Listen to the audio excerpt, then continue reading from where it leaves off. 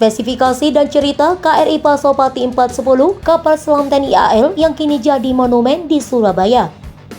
Di Surabaya, Jawa Timur berdiri sebuah monumen kapal selam atau Moncastle, tepatnya di Jalan Pemuda Genteng. Moncastle yang merupakan wujud asli kapal selam ini merupakan eks kapal selam KRI Pasopati bernomor lambung 410 milik TNI Angkatan Laut.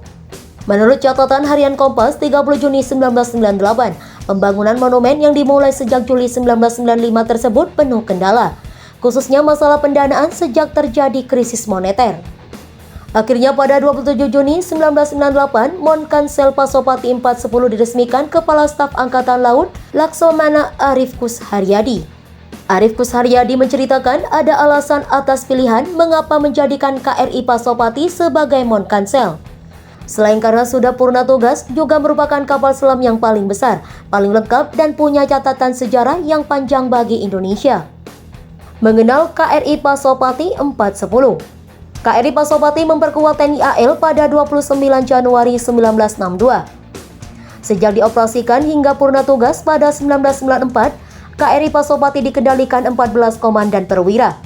Selama dalam jajaran gugus tugas, KRI Pasopati selalu ikut mendukung kegiatan operasi berskala besar, seperti Operasi Trikora.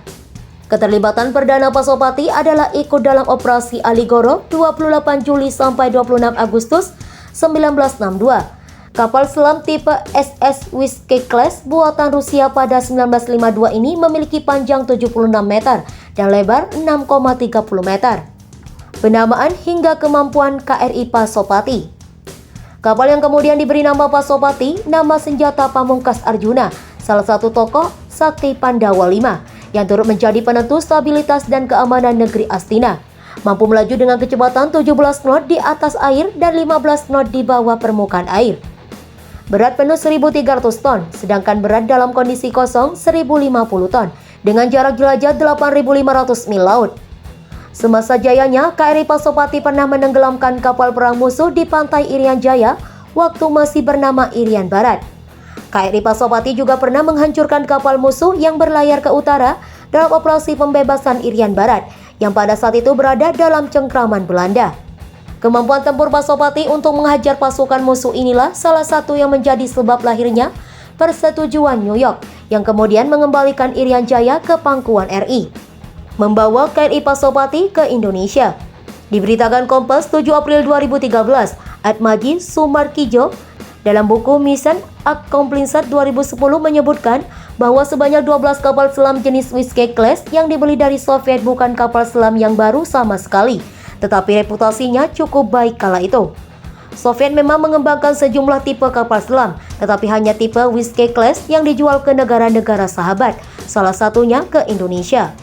Sebelum membawa kapal selam tersebut ke tanah air, maka dikirimlah para pelaut muda Indonesia ini secara bergelombang mengikuti on-the-job training langsung di kota Vladivostok, pangkalan utama kapal selam untuk Pasifik yang disebut sebagai Pusat Pendidikan 89 Angkatan Laut Uni Soviet.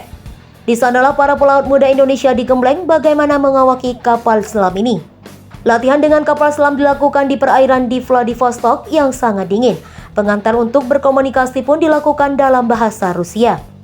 Untuk itu sebanyak 4 guru wanita didatangkan dari Moskwa untuk memberikan kursus bahasa Rusia bagi para awak kapal Indonesia. Dalam waktu 3 bulan umumnya mereka sudah bisa menguasai dasar-dasar bahasa Rusia.